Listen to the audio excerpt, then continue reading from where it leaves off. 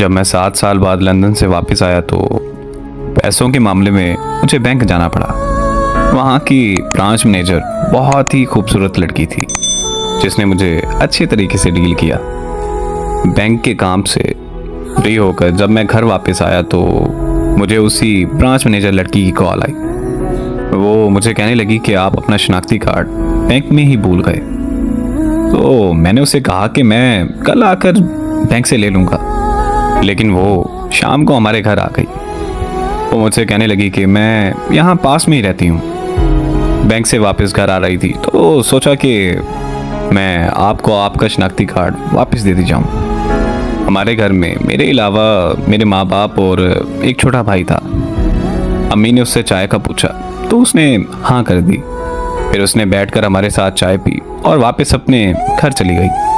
वो मेरी अम्मी की काफ़ी अच्छी सहेली बन गई थी, इसीलिए वो रोज़ बैंक से वापसी पर हमारे घर से होकर अपने घर जाने लगी। मैं और वो रोज़ शाम को चाय पीते और खूब बातें करते थे। हम ना सिर्फ अच्छे दोस्त बन गए बल्कि वो हमारे घर का एक फ़र्द बन चुकी थी। फिर एक दिन उसे पता चला कि मैं लंदन वापस जा रहा हूँ तो वो मेरे कमरे में आकर रोने लगी और ये कहने लगी कि मैं आपसे बहुत ज़्यादा प्यार करती हूँ, मैं आपको देखे बगैर नहीं रह सकती, इसीलिए रोज़ आपके घर आती हूँ। आप प्लीज़ मुझसे इतनी दूर मत जाएं। उसका इजहार मोहब्बत सुनकर मुझे बहुत खुशी हुई क्योंकि मैं भी उससे बहुत ज़्यादा प्यार करता था, मगर इजहार करने से डरता था कि कहीं हमारी दोस्ती भी ख़त्म ना हो जाए।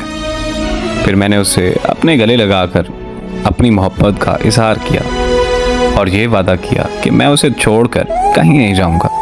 इस तरह मैं वापस लंदन नहीं गया। फिर हमारे घर वालों की मुलाकात के बाद हमारा रिश्ता पक्का हो गया। 15 दिन बाद हमारी शादी रख दी गई। हम दोनों ने अपनी शादी की सारी शॉपिंग एक साथ की। हम दोनों बहुत खुश थे, लेकिन हमें क्या पता था कि हमारी खुशियों को किसी की नज़र लगने वाली है। हमारी शादी के एक हफ्ता पहले उसकी बड़ी बहन की मौत हो गई। उनके घर में मातम सा छा गया। ऐसे हालात में हमारी शादी मुमकिन नहीं थी, इसीलिए हमारी शादी कुछ महीनों के लिए रोक दी गई। वो बहुत चुप रहने लगी थी, मुझसे बात तक नहीं करती थी। फिर एक दिन मुझे उसकी कॉल आई और वो रोते हुए मुझे कहने लगी कि मुझे माफ़ कर देना, मैं अपने बहनोई से शादी करने जा रही हूँ। अगर तुम ऐसा नहीं करोगी तो मेरी बहन के बच्चे रुल जाएंगे। और फिर रोते हुए उसने कॉल बंद कर दी। उसकी शादी वाले दिन मैं लंदन वापस चला गया और अब 3 साल बाद वापस आया हूँ। मैं वापस पाकिस्तान आना नहीं चाहता था, लेकिन अम्मी की ज़िद की वजह से मैं वापस आया। सुना है कि वो अपनी ज़िंदगी में बहुत खुश है।